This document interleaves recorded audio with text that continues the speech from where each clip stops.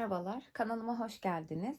Bugün sizlerle böyle çok güzel bir puset öreceğiz. Rengini bakın, sezonun moda rengi soft sarı renginde seçtim. Bu puset için toplamda 6 tane şöyle böyle bobinlerden oluşan 6 tane ip kullandım. Gördüğünüz gibi böyle az bir ip kaldı. Onun dışında videonun içerisinde, anlatım içerisinde bazı yerlerde ufak böyle detaylar veriyorum. Mümkün olduğunca atlamadan izlerseniz çok sevinirim. Yapımına geçmeden önce küçük hatırlatmamızı da yapalım. Kanalıma ücretsiz bir şekilde abone olup beni desteklerseniz çok sevinirim. Dilerseniz başlayalım. Benim tabanımın ölçüsü 70'e 35 santim. Toplamda tabanımda 102 tane delik mevcut. Sizin tabanınızın ölçüsü farklı olabilir. Bu hiç önemli değil. Sadece dikkat etmeniz gereken şu deliklerin aralıkları ve büyüklükleri. Eğer daha büyükse ve aralıkları daha genişse o zaman arttırma yapmanız gerekebilir. Arttırmaları nereden yapıyoruz? Her zaman şu oval kısımlardan yapıyoruz. Bunda net bir sayı veremiyorum. Çünkü sizin ipinizin kalınlığı ve dediğim gibi şuradaki deliklerin aralıkları ne kadar bilemiyorum. Benim kullandığım tabana göre ben arttırma yapmıyorum genellikle. Çünkü 2 kat ip kullanacağım. Arttırma yapmama gerek kalmıyor. Arttırma kısmı dediğim gibi tamamen ipinizin kalınlığı ve buradaki deliklerin sayısı ya da genişliğine göre değişiyor. Ben her zaman oval kısımlardan başlıyorum. Eğer arttırma yapmak istiyorsanız da karşılıklı gelecek şekilde şu oval kısımların bu kısımlarından her bir buradaki deliklere çift batarak, gerekirse belli sayıda atlayarak, buralara da mesela çift batarak içeriye doğru göçmesini engelleyebilirsiniz. Şimdi başlayalım. Ben arttırma yapmayacağım. Şu oval kısım, şu kısımdan herhangi bir delikten ipimi bağlamaya başlıyorum. Her bir deliğe sık iğne yapacağım.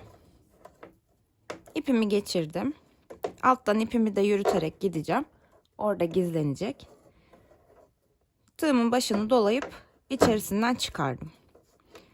Her bir sıraya, her bir deliğe sık iğne yapacağız.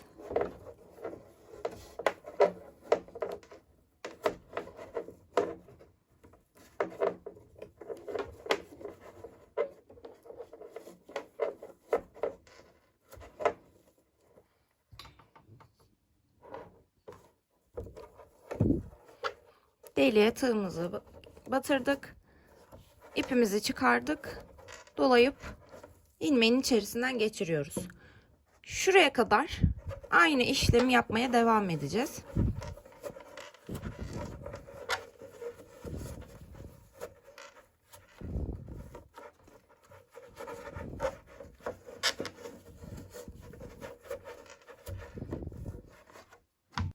Sıramızın sonuna geldik.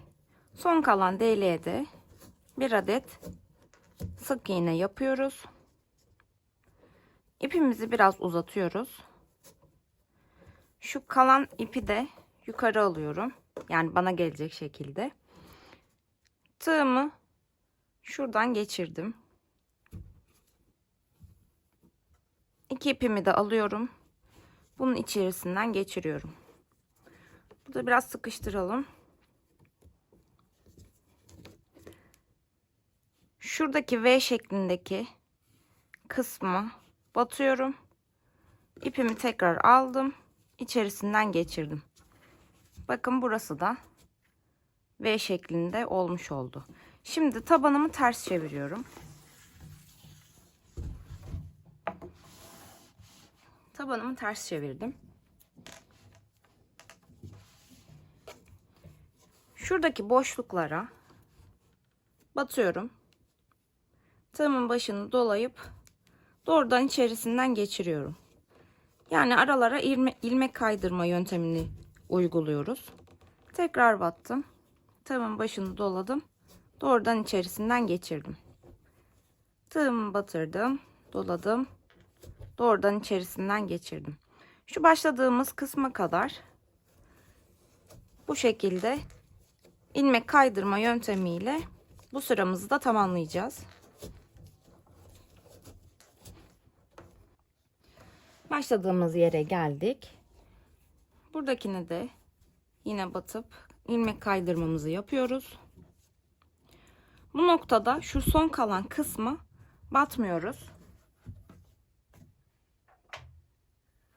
Burada ipimizi biraz uzun bırakarak şöyle kesiyoruz.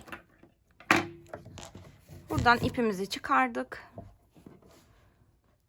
Şu ilk yaptığımız ilmek kaydırmanın ikisini alıyorum.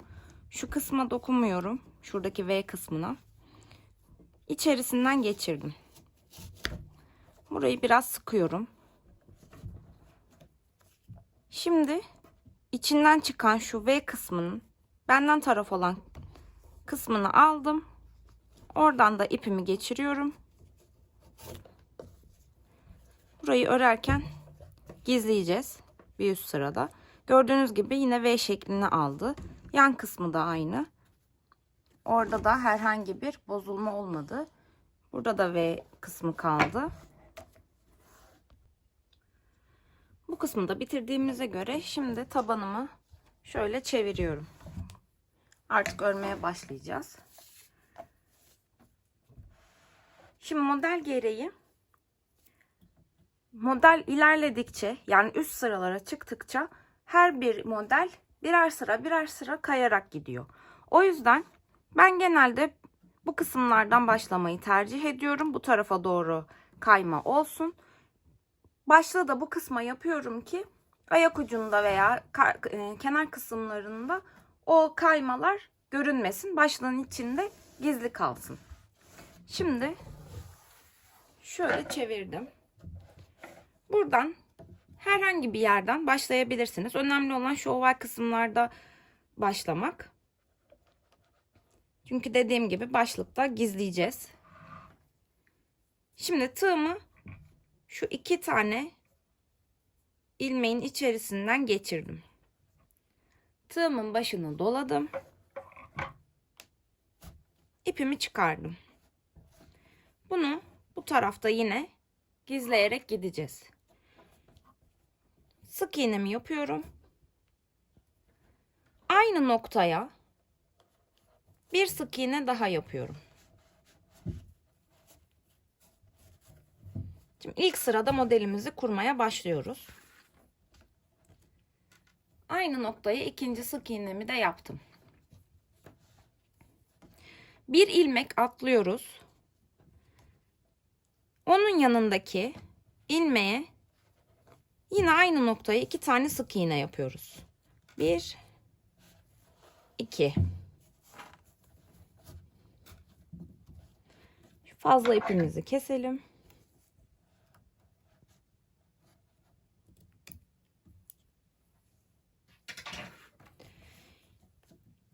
Şimdi tekrar biraz yakınlaştırayım. Bir ilmek atlıyoruz. Bir diğerinin içine 2 tane sık iğne yapıyoruz. Battım. Yine aynı noktaya. Tığımın başını doladım. Tekrar tığımın başını dolayıp çıkardım. Bu sırayı bu şekilde yapacağız. Birer ilmek atlayıp bir diğerinin yanına batıyoruz. Aynı noktaya 2 tane sık iğne. Sıra sonuna kadar bir ilmek atlayıp bir diğerinin içine 2 adet sık iğne yaparak bu sıramızda tamamlayacağız. Sıramızın sonuna doğru geliyoruz. Bir ilmek atladım. Bir diğerinin içerisine şöyle battım. Tığımın başını doladım. Sık iğnemi yapıyorum. Aynı noktaya tekrar batıyorum. İkinci sık iğnemi de yaptım. Burada bakın bir tane boşluk kaldı. Zaten o atlayacağımız olan ilmekti. Şimdi ipimi yine biraz uzatıyorum. İlk yaptığımız sık iğnenin tepesinden tığımı geçirdim. İpimi yine aldım. Bu şekilde geçirdim. Burada biraz bunu sıkalım. Şu çok uzun kalmasın, şurada kalan. Şimdi bunu tuttum. İlk sıramızı bitirdik. İkinci sıra için bir değil, şu ikinci sık iğnenin V kısmının içerisine batıyorum. Arkadan ipimi aldım. Bu V'nin içerisinden geçirdim. Biraz uzattım. Şu arkadaki ipi de alıyorum. Şunu.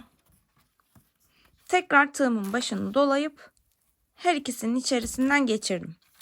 Şimdi ikinci sıraya başlamış olduk. Yine aynı noktaya V'nin içerisine batıyorum. Tığımın başını doladım. İpimi çıkardım. Tekrar tığımın başını doladım. Çıkardım. Şimdi yine buradaki ilk ilmeği atlıyoruz. İkinci V'nin içerisine batıyorum. Yani ikinci V'lerin içerisine hep yine 2 adet sık iğne örüyoruz. Tekrar V'nin iç kısmına battım. İpimi çıkardım. İlk sık iğnemi yaptım. Yine aynı noktaya tekrar battım. İçerisinden çıkardım. Ve ikinci sık iğnemi de yapmış oldum. İkinci sırada bu şekilde. Üçüncü sırada daha farklı bir yol izleyeceğiz. Onu da üçüncü sıraya geldiğimizde tekrar göstereceğim. Üçüncü sırada biraz farklılık var. Bu ilk sıra, ikinci sıra olduğu için bu şekilde. Üçüncü sırada batacağımız yer biraz daha farklı olacak. Yine V'nin içine batacağız. Ama orada bir ufak değişiklik daha olacak. Onu da üçüncü sırada göstereceğim. Artık üçüncü sıradan itibaren yapacağımız işlem hep aynı olacak. Batacağımız noktalar aynı olacak. İkinci sıramızın da sonuna geldik. Yine aynı şekilde ipimi uzatıyorum. Buradaki ilmeğin içerisine tığımı geçiriyorum. İpimi aldım. Tekrar içerisinden geçirdim. Burası çok uzun kaldıysa biraz şuradan çekerek sıkıştırabilirsiniz. Şimdi üçüncü sıranın diğer sıralardan farkına gelelim. Yine V'nin içerisinden batıyorum. Şunu tek aldım. Şimdi bakın şu ara kısımda, şurada bir alt sıranın ilmeğinin üstü var. Oraya da batıyorum. Hem V'yi içinden hem arkadaki alttaki ilmeğin üst kısmına batıyorum. İpimi uzattım. Şu bağladığım ipi de buradan geçiriyorum tekrar. Her ikisini de içerisinden geçirdim. Tekrar aynı noktaya V'yi aldım. Bakın bir kısmını. Alttaki ilmeğin de tepesinden battım. Çıkardım. Tekrar doladım. Çıkardım. Bundan sonra modeli hep bu şekilde örmeye devam edeceğiz. Tekrar gösteriyorum. Bakın. Şu V'nin bu kısmını aldım. Altta görüyorsunuz. Yapmış olduğumuz sık iğnenin tepe noktası var. O tepe noktasına da batıyorum. Tepe noktasına da battım. İpimi doladım. Çıkardım. Bu ilk sık iğnemiz. Yine aynı noktaya ikinciyi de yapıyoruz. Çıkardım. Tekrar doladım. Çıkardım. Şimdi tekrar gösteriyorum. V'nin sol taraftaki kısmından battım. Şu altta görünen, şu alttaki sık iğnenin tepe noktası var. Tepe noktasına da batıyorum. Tığımın başına doladım. Hepsinin içerisinden çıkardım. Tekrar tığımın başını doladım. Ve diğer ilmeğimi de yaptım. Şimdi yine aynı noktaya ikinciyi yapıyorum. Doladım. Çıkardım. Tekrar doladım. İkisinin içerisinden geçirdim. Arada böyle elinizle de düzelterek giderseniz daha düzgün bir görüntü elde etmiş olursunuz. Şimdi bu model zaten üst üste böyle bindiği için tok duran bir model. Bakın tekrar gösteriyorum. Şu V'nin içerisinden battım. Alttaki ilmeğin tepe boşluğuna da batıyorum. Tığımın başını doluyorum. İçerisinden çıkarıyorum. Tekrar tığımın başını dolayıp bitiriyorum. Şimdi yine aynı noktaya ikinci sık iğnemizi yapıyoruz. Çıkardım. Tekrar doladım ve çıkardım. Gördüğünüz gibi bu şekilde böyle kayarak devam edecek. Kulp kısmına gelene kadar aynı bu şekilde örmeye devam edeceğiz. Kulp kısmında da bir farklılık olacak.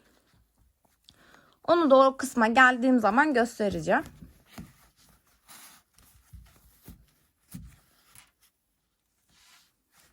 Burayı biraz daha göstermek istiyorum. Bu sıra itibariyle hep bu şekilde batacağız.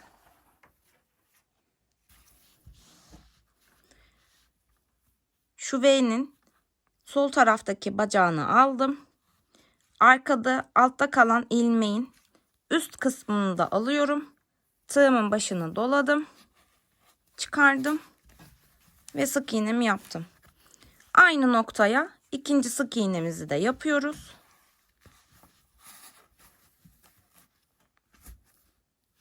Bu sıra itibariyle artık hep bu şekilde örmeye devam edeceğiz. Dediğim gibi kulp kısmında model biraz kayarak gittiği için kulp kısmında karşılıklı gelecek yerlere değil de biraz çapraz gibi yapacağız. Oraya da geldiğimizde ne demek istediğimi daha net anlatmış olacağım, göstermiş olacağım sizlere. Şimdi ben 13 sıra ördüm. Kulp sırasına geldim. 14. sıram kulp sırası. Ben burada biraz uzamasın video diye şöyle orta noktasını bulup kulp yapacağım yerleri belirledim. Farklı bir renkteki iple daha net anlaşılması için. Şöyle yukarıdan da bir açı olarak göstereyim size nasıl yapmamız gerektiğini. Orta noktasını buldum pusetimin. Şöyle. Gördüğünüz gibi ipler biraz çapraz gibi geliyor. Şöyle. Çünkü bu model biliyorsunuz bu şekilde kaya kaya gidiyor. Yani buradaki örnek bu tarafa gelecek. Buradaki örnek bu tarafa doğru gelecek. Buraya doğru gelirken de aynı şekilde bu örnek biraz bu tarafa kayacak. Buradaki de bu tarafa doğru kayacak. O yüzden şöyle biraz çapraz yaptım. Başlık kısmımız dediğim gibi şu birleştirme yaptığımız kısım olacak. Şu içteki kısımları gizleyebilmek için. Şöyle bir daha bakalım. Şöyle düz kısmı, yani normalde karşılıklı gelmesi gereken yer burası. Ama dediğim gibi bu tarafa doğru kayacağı için, bu da bu tarafa doğru kayacağı için bu şekilde karşılıklı gelecek kulplarımız. Şimdi kulbumuzu yapmaya başlayalım. Yaptıkça daha net anlaşılacak. Buradaki ipimi çıkarıyorum. Son yerime de böyle batıyorum. Yine 2 tane sık iğne.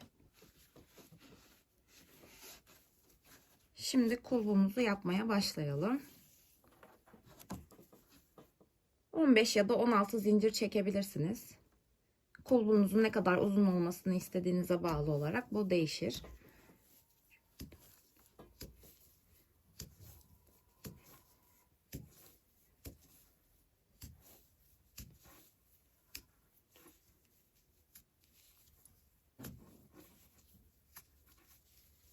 ...16 zincir çektim ben. Şöyle bir kontrol edelim.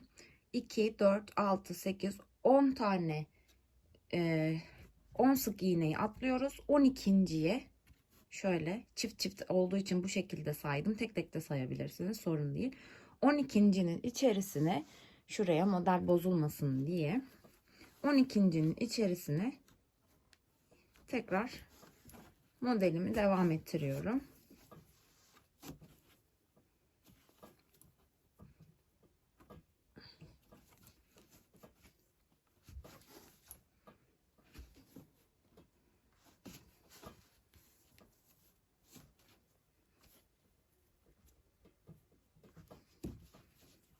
12.'ye de battım. Şöyle. Benim için bu kadar yeterli. Diğer tarafa doğru, şuraya, karşı tarafa kadar yine aynı modeli örmeye devam ediyoruz.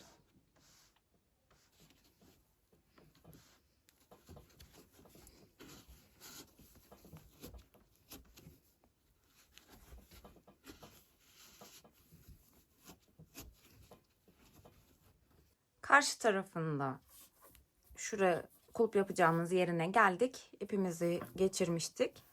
Yine buraya da örneğimizi yapıyoruz. Tekrar 16 adet zincir çekeceğim. Çünkü karşı tarafta da 16 zincir çekmiştim.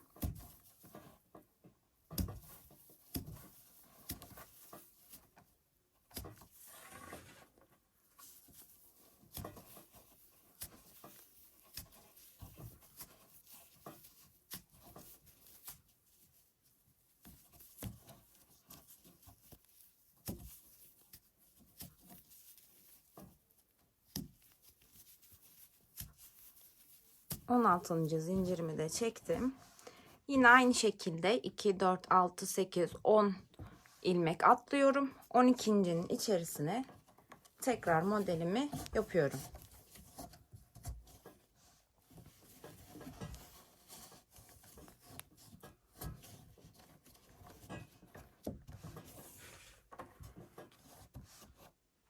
Şimdi bakın karşılıklı gelecek. Şunlar. Şuradan çıkaralım. Bakın burası ve burası. Şöyle karşılıklı gelmiş oldu. Yani aslında düz bir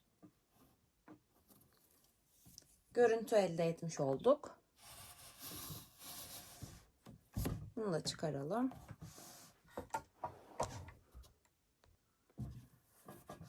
Umarım bu kulp yapma yeri anlaşılmıştır. Yani dediğim gibi şu örnekler biraz bu tarafa doğru, yani gittiğimiz yöne doğru kaydığı için şu karşılıklı gelen kısımları biraz çapraz yapıyoruz. Hangi yöne doğru gidiyorsak o tarafa doğru biraz eğim bırakıyoruz ki bittiği zaman, yani şu kısımları kulplardan önce ve sonra şuraları yaptığımız zaman bunlar karşılıklı gelecek. Başlık kısmımızı birleştirdiğimiz kısmı yapacağız. Burada önemli olan, şimdi kaç sıra kalmış olduğunun bir önemi yok. Dediğim gibi şu kulpların pusetin orta kısmına denk getirmemiz önemli. Burada zaten başlığını yaparken tekrar anlatacağım. Sayı olarak sayacağımız için şu arada kalan sayının çok da fazla bir önemi yok aslında. Önemli olan modeli nasıl kurduğumuz, başlık kısmının oradaki sayılar önemli. Arada kalan sayılar çok önemli değil. Onu zaten yaparken daha detaylı göreceğiz. Kulbumuzu da dolduralım. Şu son kısmı yapalım önce. Yine aynı şekilde içine batıyorum. Bir alt sıranın tepesine onu da alıyorum. Örneğimizi tekrar yapmış olduk. Şimdi zincirlerin şöyle boşluktan batıyorum. Bakın.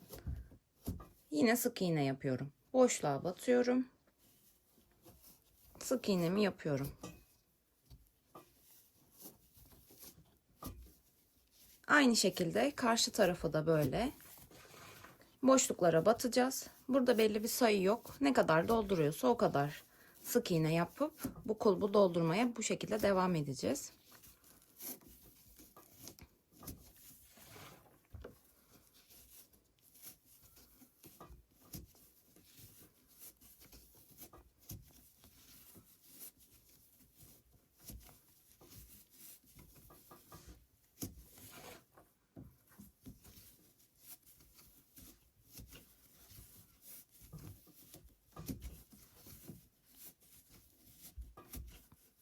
Son bir tane daha yapalım.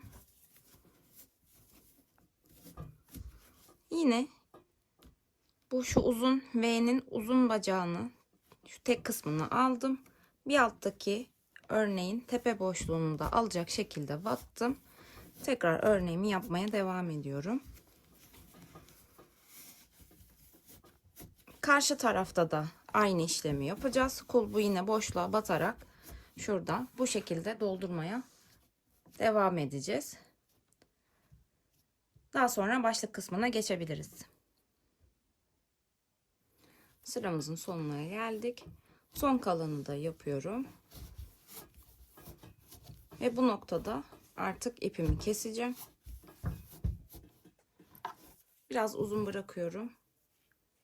Bir miktar. Kestim. İpimi içerisinden çıkardım. Şu ilk yaptığımızın tepesinden şu ikisini alıyorum. Şöyle ipimi geçiriyorum. Şimdi son yaptığımız zincirin arka kısmındaki ilmeği aldım. Onu da içerisinden geçirdim. Gördüğünüz gibi hepsi V şeklinde oldu. Bu tarafa şimdi başlığı yapacağımız için bunu başlığı yaparken arkadan gizleyerek gideceğiz. Tekrar ipimi aldım. Kulptan itibaren 16 tane ilmek sayıyorum. 17.'nin içerisine sık iğne yapmaya başlayacağım. 2, 4, 6, 8, 10, 12, 14, 16, 17. Buradan batıyorum. Şu ipimi de bu tarafa alacağım. Arkadan gizleyeceğim. Geçirdim. Bunu da bu tarafa alıyorum. İlk sık iğnemi yapıyorum. Tekrar hemen yanındakine batıyorum. İkinci sık iğnemi de yapıyorum. Burada neden modeli devam ettirmiyoruz? Fırfır kısmı gibi olan kısmı yapacağımız zaman şimdi aynı ilmeğin içerisine çift batarsak o fırfır gibi olan kısımlar biraz sıkışıyor. O yüzden ben her birine böyle tek batarak başlığı yapıyorum.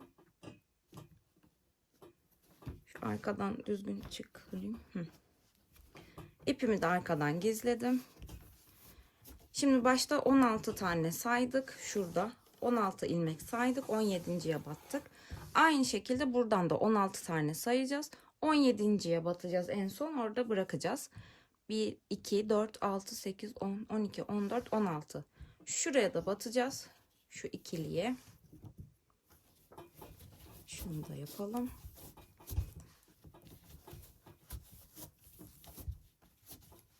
Buna da battık. İlk sıramızı tamamlamış olduk. Şimdi yine burada bir miktar ipimi uzun bırakıp kesiyorum. İlmeğin içerisinden geçirip bu şekilde çıkarıp sabitliyorum. Şimdi ikinci sıraya geçeceğiz. İkinci sırada şu yaptığımız kısmın başında 2 ilmek, son kısmında da kalan 2 ilmeği içine alacak şekilde böyle komple sık iğne yapmaya devam edeceğiz.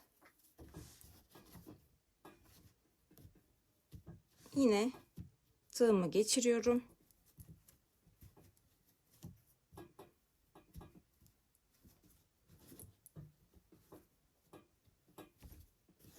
Bunu da tekrar gizleyerek gitmeye devam edeceğim.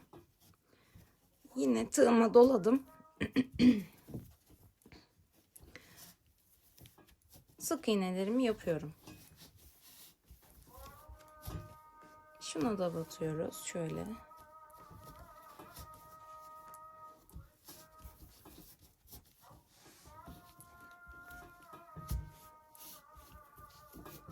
Sonrasında fazla gelen ipleri keseceğiz.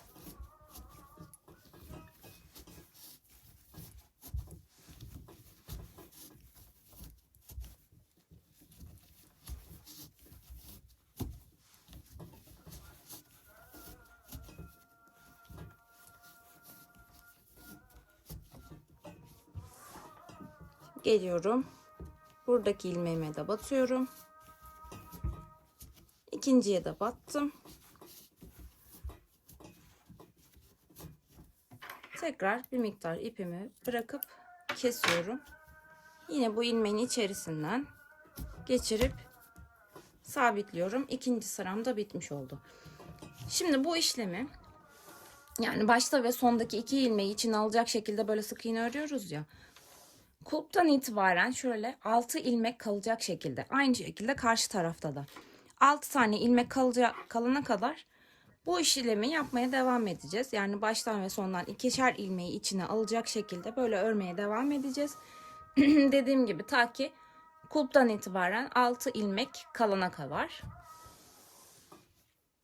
Şurada 2, 4, 6 ilmeğimiz kaldı. Karşı tarafta da aynı şekilde 6 ilmeğimiz var. Şimdi buradan yine başlıyorum. İpimi geçirdim.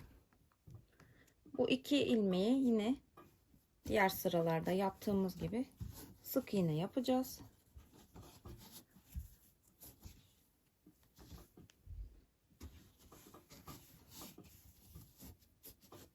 Şuna da şu ilk yaptığımız sık iğnenin içerisine de yine bir tane sık iğne yapıyorum. Şimdi şu sırada gelen V'nin arka kısmına bir de şu V'nin içerisine denk gelecek şekilde tığımı batırıp ipimi çıkarıyorum. Buraya bir sık iğne yapıyorum. Şimdi yeniden şunu aldım. Bakın şu V'nin bizden taraf olan kısmını aldım. Şu örneğin içerisine battım. Tığımın başını dolayıp yine sık iğne yapıyorum. Bunu neden yaptım? Buraları alıp fırfır dediğim o süs kısmını yapacağız. Daha kolay olacak bizim için. O yüzden o kısmını böyle bırakıyorum. Tekrar göstereyim. Bunu aldım. V'nin ilki. Yine V'nin içerisine batıyorum. Tığımın başını dolayıp sık iğnemi yapıyorum. Tekrar bunu aldım. Şu V'nin ilkini, benden taraf olan kısmını aldım. Alttaki örneğin içerisine battım. Tığımı çıkardım ve sık iğnemi yaptım. Şimdi bu sıra boyunca yine sona gelene kadar bunu yapacağız. Sıranın sonuna doğru geliyoruz. Buradakini de yaptım. Şurada son kalanın direkt içerisine batıyorum.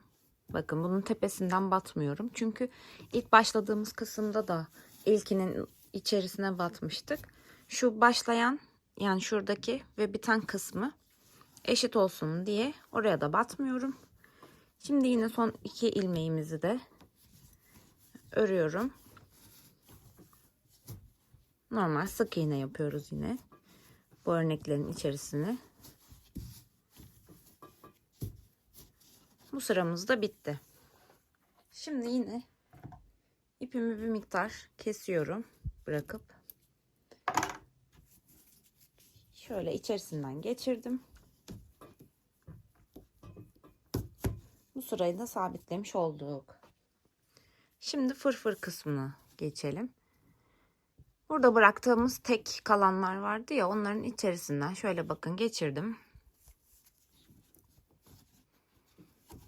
İpimi buradan çıkardım.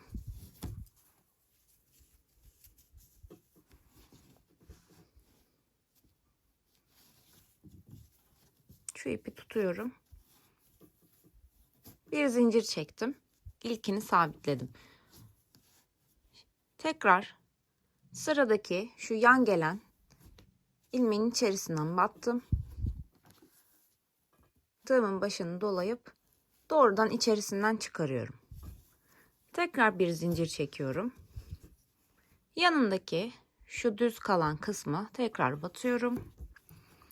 Tığımın başını dolayıp doğrudan içerisinden geçiriyorum. Tekrar bir zincir. Bu düz kısımlar bitene kadar bunu yapacağız. Doğrudan içerisinden geçirip bir zincir çekiyoruz.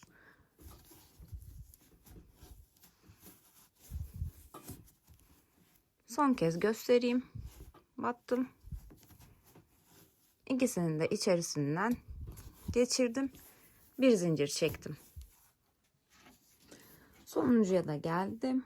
Sonuncuya da yine aynı şekilde batıyorum. Tek seferde her ikisini de içerisinden çıkarıyorum. Tekrar bir zincir çekip süs kısmını da bitiriyoruz. Yine ipimi kestim. İçinden çıkardım. Bunu şöyle şuradan içeriye alıyorum. Buradan gizleyeceğiz.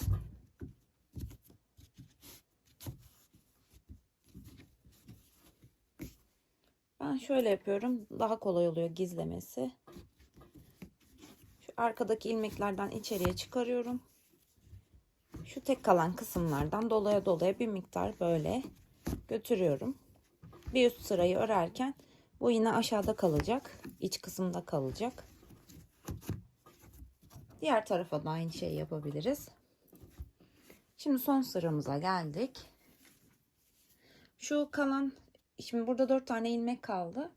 Bu iki ilmeği, ilk iki ilmeği ve son şurada karşı taraftaki şu iki ilmeği örmeyeceğiz. Onu bırakıyoruz. Çok kulba yakın oluyor o zaman. Sonuncuyu da şuradan, son sıramızı da yapalım. Yine içerisine battım. Tığımı çıkardım. Burada hep şu V'lerin iç kısmına batarak bu sıramızı da tamamlayıp artık sonrasında kaydırma işlemi yapıp bu setimizi bitireceğiz.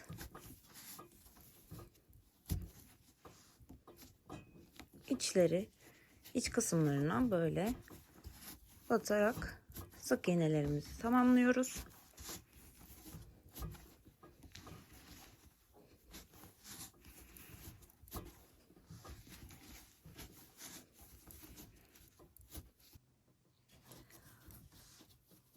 Buradaki son kalan ilmeği de batıyorum. Yine diğer sıralarda yaptığımız gibi şu son iki ilmeği de alıyoruz. Dediğim gibi başta iki ilmek boş bırakmıştık. Burada da bu iki ilmeği örmüyoruz. Bunu da boş bırakıyoruz.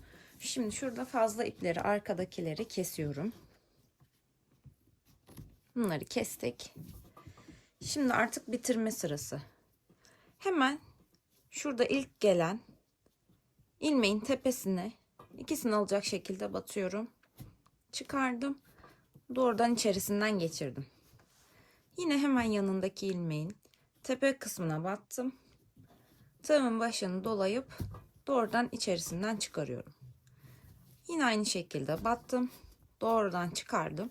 İlmek kaydırma yöntemiyle bu sıramızı da bitireceğiz. Bu setimiz hazır olacak.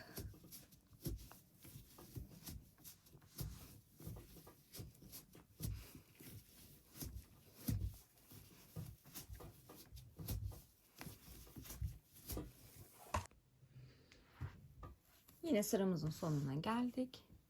Buradakine de batıyorum. Yine ilmeğimi kaydırıyorum. Bakın şurada belli dönen bir yer var, yan. Bu ilk battığımız yerde. Oraya kadar geldim. İpimi kesiyorum. Yine ipimi içerisinden çıkarıyorum. Şu dönük olan kısmı, yani şu ikili ilmeğe battım. İçinden çıkarıyorum. Şimdi şunun içerisine, bakın zaten çıkıyor oradan. Şu içinden çıkan ilmeğin içerisine tekini alıyorum. Oradan da ipimi geçiriyorum. Bu kısmı hallettik. Şimdi şuradaki V'nin tek bir bacağından tığımı geçiriyorum. İpimi yine oradan geçiriyorum.